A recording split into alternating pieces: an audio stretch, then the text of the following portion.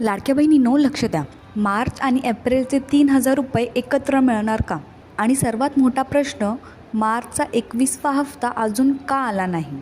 सर्वात प्रथम सध्याची स्थिती समजून घ्या. फेब्रुवारी महिन्याचा हप्ता पूर्णपणे वितरित झाला आहे, पण मार्च महिन्याचा जो 21वा हप्ता आहे तो अजून आलेला नाही. आणि सर्वात महत्त्वाचं म्हणजे अजूनपर्यंत कोणताही GR आलेला नाही.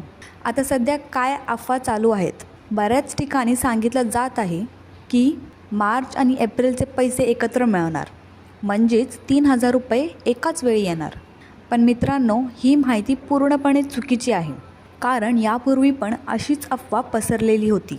फेब्रुवारी प्लस मार्च 3,000 रुपये मिळणार, पण प्रत्यक्षात काय झालं, फक्त एकच महिन्याचा हप्ता मिळाला. म्हणून यावेळी पण स्पष्ट सांगते, मार्च आणि एप्रिलचे हप्ते एकत्र मिळणार नाहीत. सध्या फक्त मार्च महिन्याचा 1,500 रुपयांचा हप्ता मिळण्याची शक्यता आहे. आणखीन एक महत्त्वाची गोष्ट, पूर्वी लाभार्थ्यांना वाटायचं की दर महिन्याला 11 तारखेच्या आत पैसे येतात, पण आता पॅटर्न बदललेला आहे.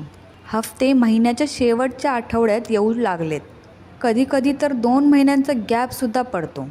म्हणूनच आपण हा मुद्दा सतत मांडत राहणार आहोत. मार्चचा हप्ता वेळेत मिळावा आणि शासनाने लवकरात लवकर GR काढावा. आमची शासनाला विनंती आहे की लवकरात लवकर मार्च हप्त्याचा GR जाहीर करावा आणि 1,500 रुपये लाभार्थ्यांच्या खात्यात जमा करावेत. बाकी अजून कोणताही मोठा बदल नाही. त्यामुळे अफवांवर विश्वास ठेवू नका. जर तुम्हाला अजून काही प्रश्न असतील तर खाली कमेंटमध्ये नक्की विचारा. चॅनलवर नवीन असाल तर सबस्क्राईब करायला विसरू नका. जय हिंद, जय महाराष्ट्र.